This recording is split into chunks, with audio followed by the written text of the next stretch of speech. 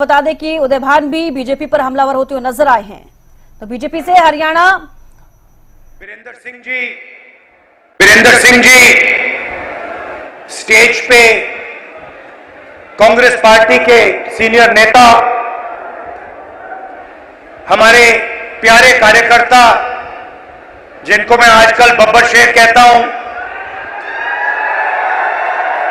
भाइयों और बहनों, प्रेस के हमारे मित्रों, आप सबका यहां बहुत बहुत स्वागत, नमस्कार।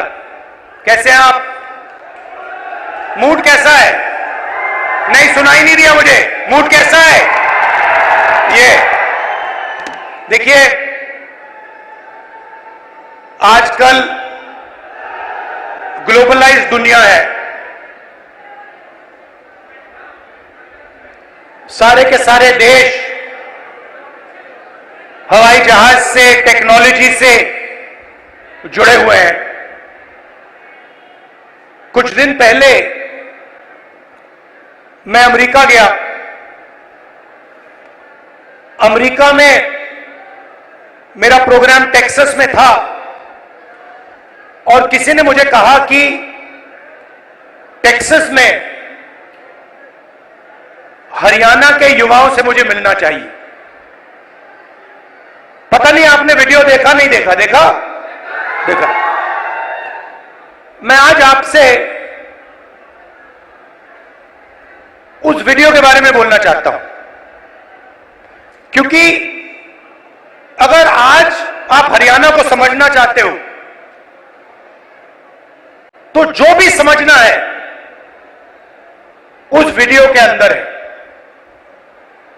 सबसे पहले जब मुझे बताया गया कि हरियाणा से हजारों लोग, 15-20 हजार लोग अमेरिका गए हैं,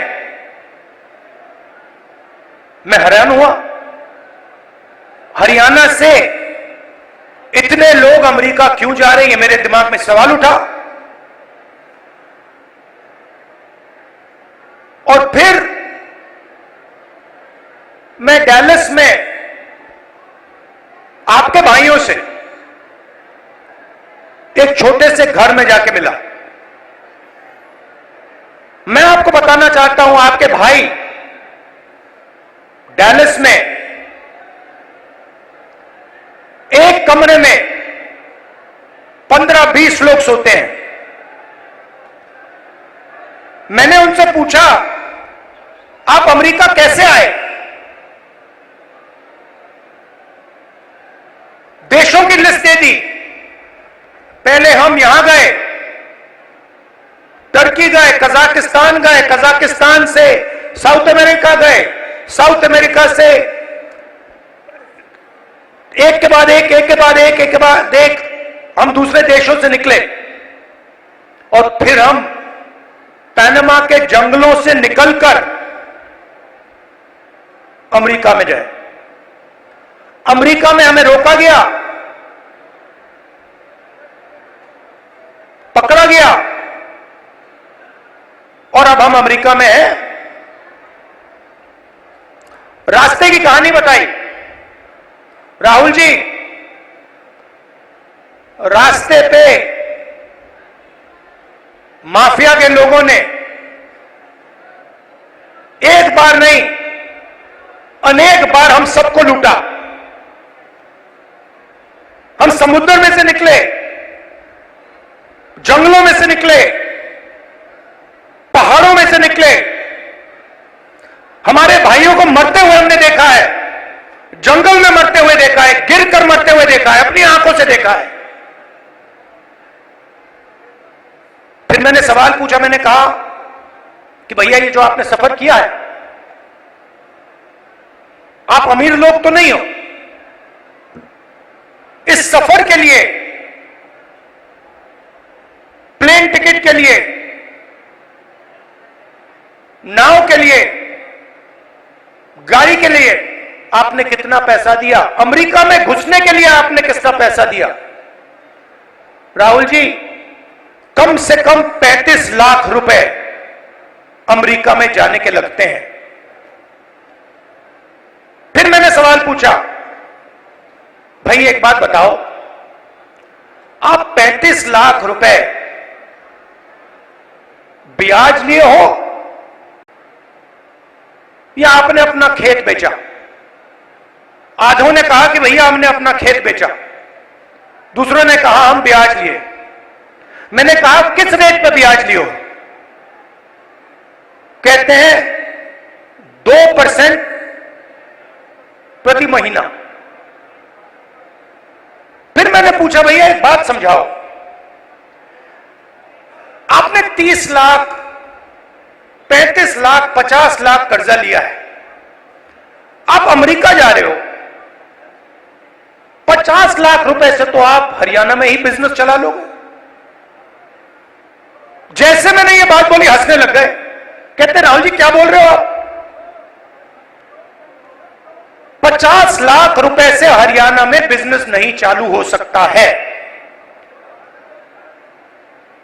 अगर हमने 50 लाख रुपए, ये 50 लाख रुपए हरियाणा में बिजनेस चालू करने के लिए लगा दिए होते तो हमारा बिजनेस फेल हो जाता। किसी ने मुझे यह भी कहा कि राहुल जी मैंने ट्राई किया, फेल हो गया, बेरोजगारी है, महंगाई है। और जब उन्होंने मुझे बोला, मुझे दुख हुआ, उन्होंने बोला राहुल जी हरियाणा में हमारे जैसे लोगों के लिए अब कुछ नहीं बचा है। अगर एक युवा गरीब है, अरबपति का बेटा नहीं है, तो ना उसे बैंक लोन मिल सकता है, ना वो बिजनेस चालू कर सकता है, ना वो पब्लिक सेक्टर में जॉब पा सकता है, ना वो आर्मी में जा सकता है। एक के बाद एक, एक के बाद एक, एक के बाद एक, एक के बाद एक सारे दरवाजे आपके बंद कर दिए गए।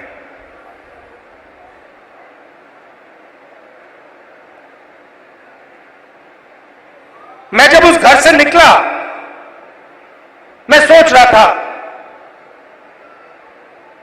कि अगर इनकी यह हालत है तो इनके बच्चों की क्या हालत है। ये तो यहां है, कोई ट्रक चला रहा है, कोई जॉब कर रहा है, पैसा कमा रहे हैं। मेरे माइंड में आया कि इनके बच्चे क्या कर रहे हैं, इनकी फैमिली क्या कर रही है। कमरे में मैंने बात उठाई थी, मैंने कहा कि आप फैमिली से मिलते हो?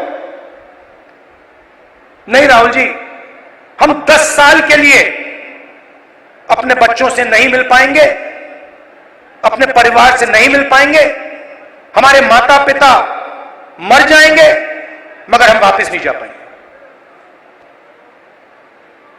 और फिर एक व्यक्ति ने मुझे कहा राहुल जी एक काम कीजिए, जब आप वापस हिंदुस्तान जाएंगे तो आप 5 मिनट के लिए हमारे परिवारों से मिल लीजिए और उनको कह दीजिए कि हम ठीक हैं, हम सलामत हैं। मैंने उनसे कहा कि भाई बताओ आपके पास तो मोबाइल फोन तो होगा,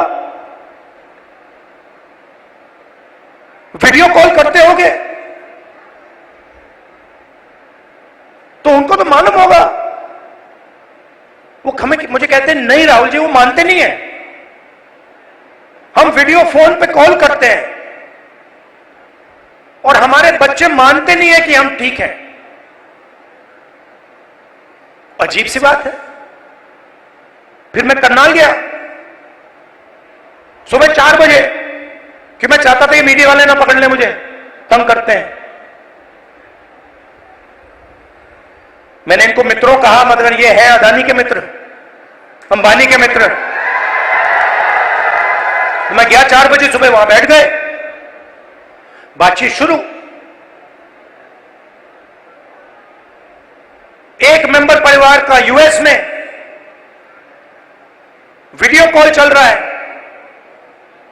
6-7 लोग उस साइड डैलस में बैठे हैं, 20-25 लोग परिवार यहां बैठे हैं। मैं सोच रहा हूं ये हो क्या रहा है। और फिर छोटा सा बच्चा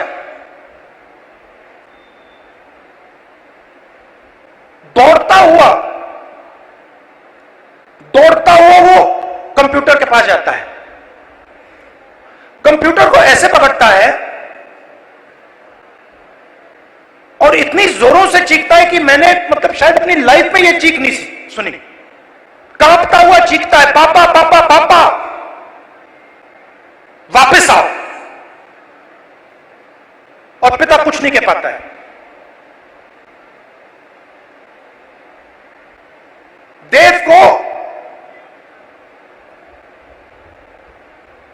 देव की आंखों में आंसू, चिल्ला रहा है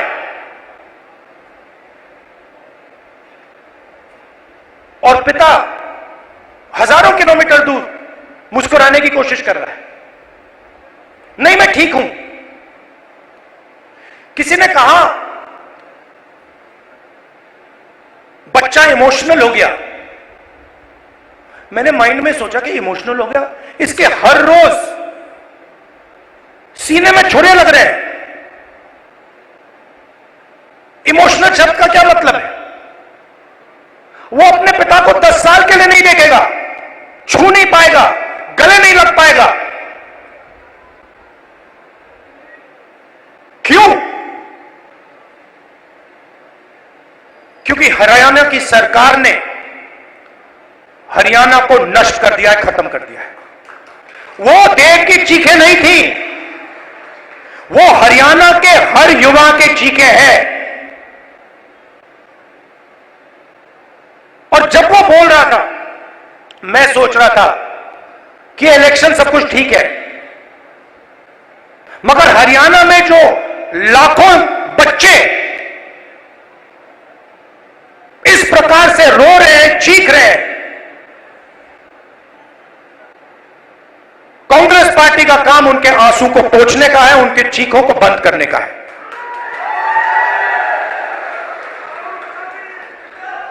अब देव रो क्यों रहा है, यह मैं आज आपको समझाना चाहता हूं। नरेंद्र मोदी जी ने, हरियाणा की सरकार ने सिस्टमैटिकली इस देश का जो रोजगार का सिस्टम है उसको खत्म किया है। वो जो युवा अमेरिका गए हैं, छोटे से घर में 20-25 एक कमरे में रह रहे हैं। एक वहां पे था जिसको एक्सीडेंट हो गया, चल नहीं पा रहा है। उसकी मां मुझे कहती है, राहुल जी मैं तो बेटे से मिलना चाहती हूं। मैं कहना नहीं चाहता, कैसे मिलोगी? वो 10 साल के लिए वापस नहीं आ सकता। तो बच्चे चिल्ला रहे हैं, माताएं चिल्ला रही हैं, पूरा परिवार चिल्ला रहा है। क्यों? क्योंकि हरियाणा में रोजगार नहीं। नरेंद्र मोदी क्या करते हैं? काले कानून लाते हैं। जो है आपके पास, जो आप पूरे देश को देते हो, वो भी छीनने की कोशिश कर रहे हैं। कल मैं जम्मू कश्मीर गया, वहां पे कंप्लेंट आ रही है, भैया हमारा सेब का पूरा बिजनेस ठप हो गया, अदानी जी को दे दिया है। हिमाचल में सेब का बिजनेस अदानी को जाता है, यहां पे आपको सही दाम नहीं मिलता है। स्टोरेज कंटेनर उनके, सारी की सारी प्लानिंग 10-15 लोगों के लिए होती है। हरियाणा के किसानों का कर्जा माफ नहीं होगा, आपको सही एमएसपी नहीं मिलेगी, मगर 25 अरबपतियों का 16 लाख करोड़ रुपया कर्जा माफ होगा। और आप देखते रहोगे कि भैया हो क्या रहा है। यह प्रदेश जो पूरे देश को भोजन देता है, यहां हो क्या रहा है।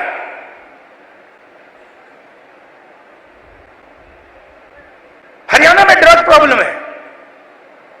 उन्होंने मुझे बताया कि राहुल जी हरियाणा में ड्रग प्रॉब्लम बढ़ती जा रही है।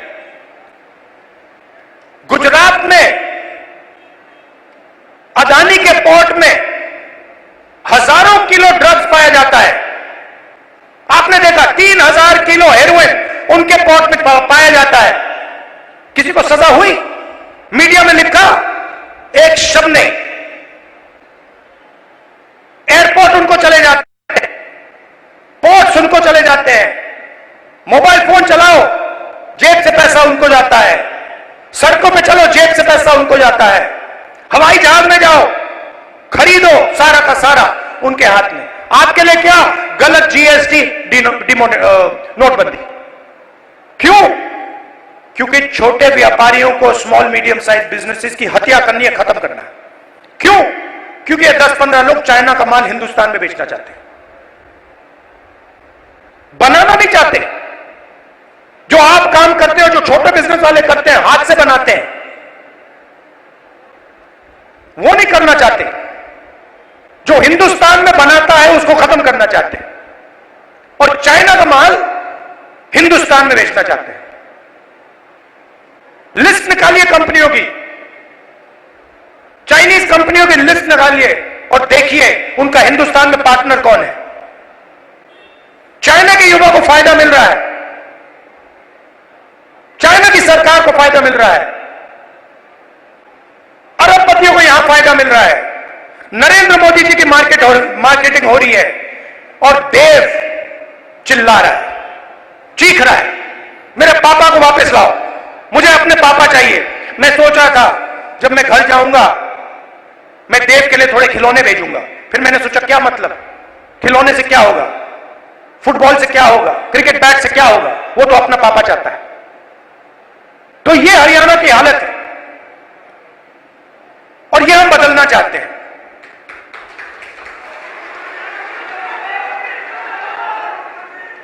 यहां पे स्टेज पे पुनिया जी बैठे हैं, कहां है ये और इनके जैसे लोग गोल्ड मेडल पाते हैं। मैं इनके जिम में गया, ये 24 घंटा लगे रहते हैं।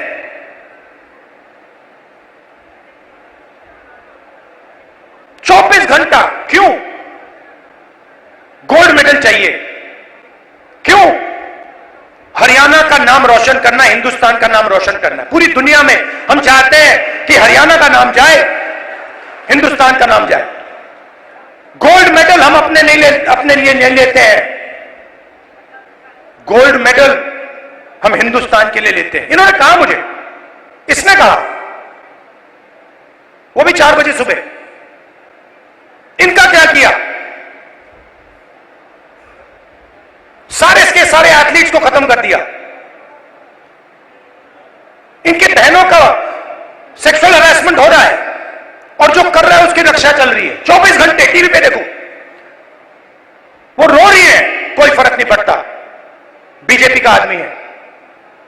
चिल्लाओ जितना चिल्लाना है, देश के साथ चिल्लाओ, 24 घंटा चिल्लाओ, हमें कोई फर्क नहीं पड़ता, मर जाओ। ऐसा हरियाणा हमें नहीं चाहिए। हमें हरियाणा ऐसा चाहिए जहां बच्चे ना रोए, जहां पिता अपने बच्चे के गले लग सके, जहां मां ना रोए। ऐसा हरियाणा हमें चाहिए, और ऐसा हरियाणा कांग्रेस पार्टी आपको देने जा रही है। अब आप मुझसे पूछोगे ठीक है आपने कह दिया, बताओ कैसे? मैं आपको शुरुआत की बात कर रहा हूं। पहला कदम, महिला शक्ति, 2000 रुपए हर महीने महिलाओं को, और 500 रुपए का गैस सिलेंडर। दूसरा कदम, जो 2 लाख वैकेंसीज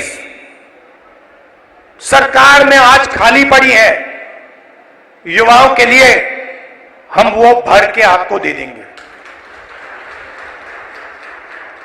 किसान को एमएसपी गारंटी करके हरियाणा की सरकार देगी, और जो आपका बीमा का पैसा है वो आपको एकदम मिलेगा।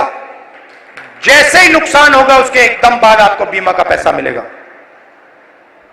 गरीबों के लिए घर, 100 गज के प्लॉट, और 3.5 लाख रुपए दो बेडरूम के घर के लिए, और 300 यूनिट फ्री में बिजली। मगर ये लड़ाई सिर्फ हरियाणा की नहीं है। मैं आपको बताऊं, ये लड़ाई हिंदुस्तान की लड़ाई है और ये लड़ाई कॉन्स्टिट्यूशन को बचाने की लड़ाई है। मैंने इसके बारे में बहुत सोचा है।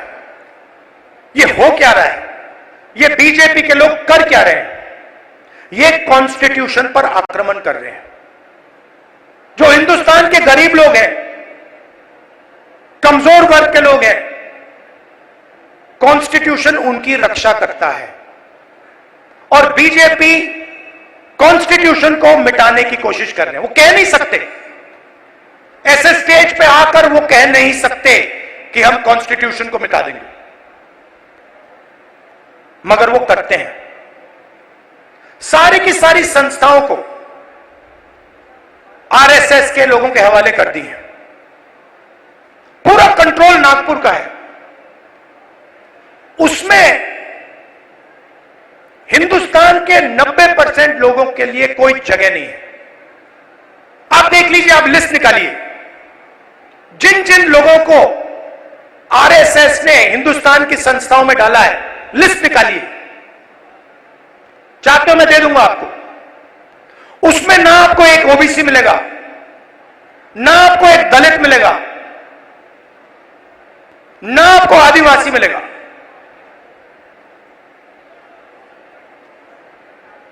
तो खोखला कर रहे हैं देश को। इलेक्शन कमीशन में अपने लोग, ब्यूरोक्रेसी में अपने लोग, मीडिया में अपने लोग, इंटेलिजेंस सर्विसेज में अपने लोग और 90% हिंदुस्तान के लिए कुछ नहीं। इसलिए हमने चुनाव में जाति जनगणना की बात की। हिंदुस्तान में किसकी कितनी आबादी है, यह हम जानना चाहते हैं। अब इसमें कोई गलत बात तो नहीं है। जैसे चोट लगती है, आपको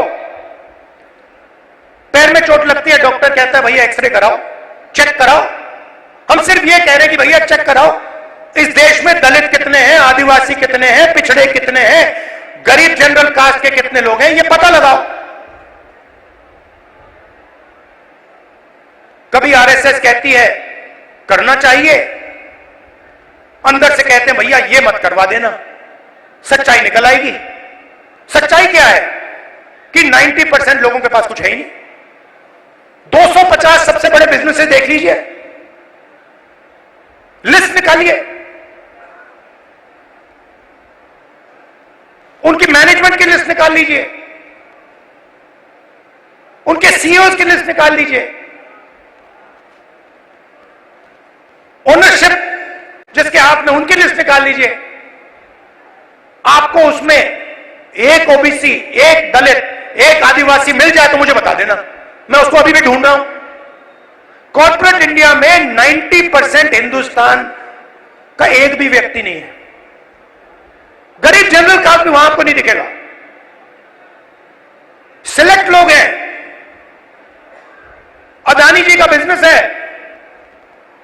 हजारों बिजनेस उससे कनेक्टेड है। वो सारे के सारे कोई ना कोई परिवार का आदमी है, भाई कुछ करता है, बहन कुछ करती है, फैमिली बिजनेस है। ऐसे ही बिजनेसेस है। 250 में से आप मुझे नाम दे दो दलित का, आप नाम दे दो आदिवासी का, आप नाम दे दो पिछड़े का, नहीं है। ब्यूरोक्रेसी में देखो, हिंदुस्तान की सरकार को 90 लोग चलाते हैं, सेक्रेटरी कहलाते हैं। 3 दलित है, आबादी 15%, 90 में से 3। पिछड़ों की आबादी कम से कम 50%, 90 में से 3। होने कितने चाहिए? 45 अगर आप आबादी से जाओ, नहीं 3।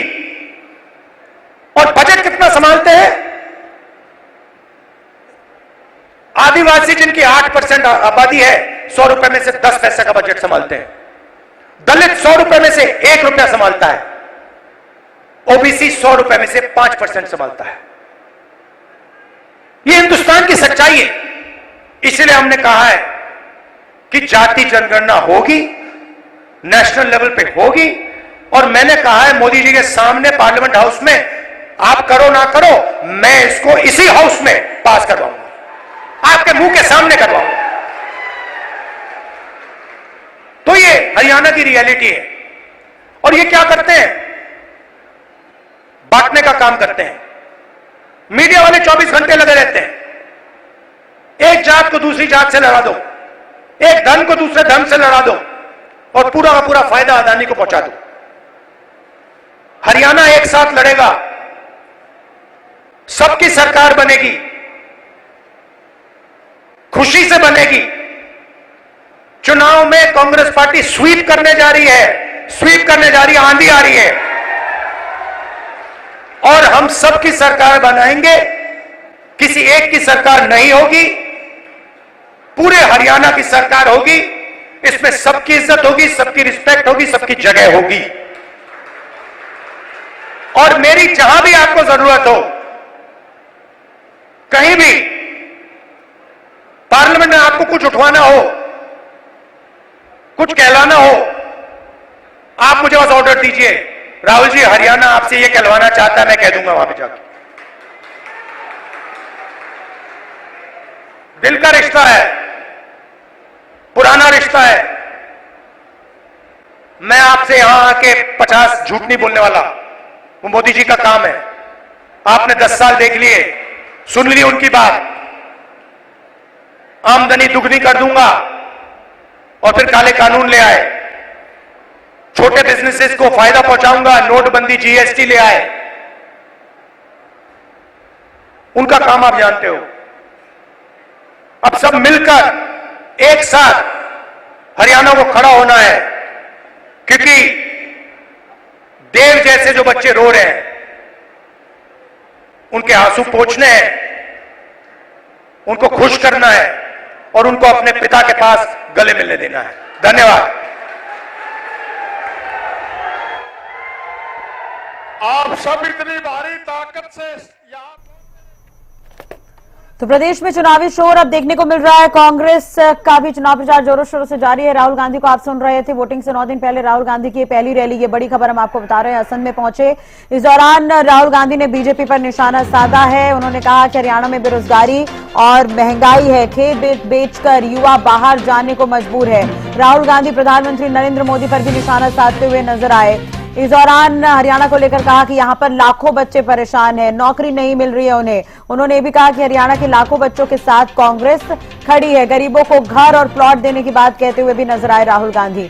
तो राहुल गांधी असम पहुंचे हुए थे। आपको बता दें उनके साथ उदयमान और पूर्व मुख्यमंत्री भूपेंद्र हुड्डा भी नजर आए। कुमारी सैलजा भी मंच पर नजर आई। तो आपको बता दें कि ये बड़ी खबर, राहुल गांधी वोटिंग से 9 दिन पहले हरियाणा में पहुंचे चुनाव प्रचार करने के लिए और इस दौरान तमाम कांग्रेसी जो है एक मंच पर नजर आए।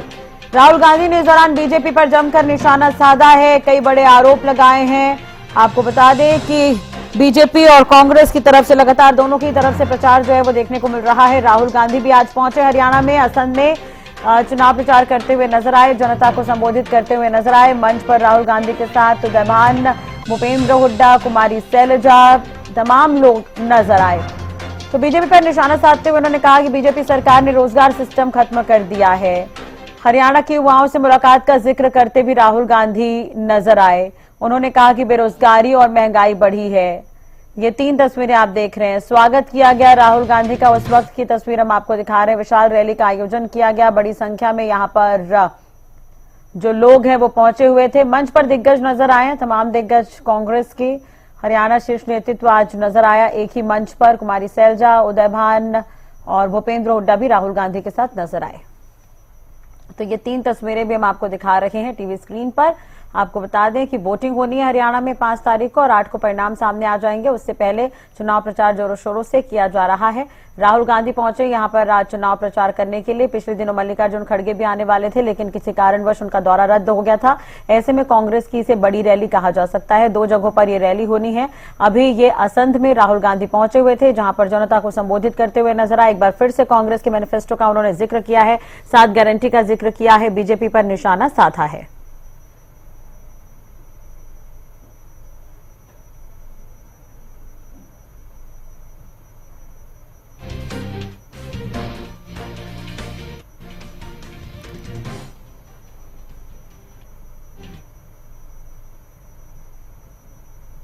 तो राहुल गांधी ने इस दौरान महिला पहलवानों का मुद्दा भी उठाया है, किसानों का मुद्दा भी उठाया है। उन्होंने कहा कि महिला पहलवानों के साथ गलत हुआ, कार्रवाई नहीं हो रही है। तो राहुल गांधी कुल मिलाकर बीजेपी पर यहां पर जमकर बरसे। उन्होंने किसानों के मुद्दे को उठाते हुए कहा कि एमएसपी पर फसलें जो है खरीदी जाएंगी, गरीबों को घर 100 गज के प्लॉट दिए जाएंगे। राहुल गांधी ने यह भी कहा इस दौरान कि 300 यूनिट फ्री बिजली देंगे। तो राहुल गांधी आज पहुंचे हरियाणा, असंध में उन्होंने रैली की, जनसभा को संबोधित किया।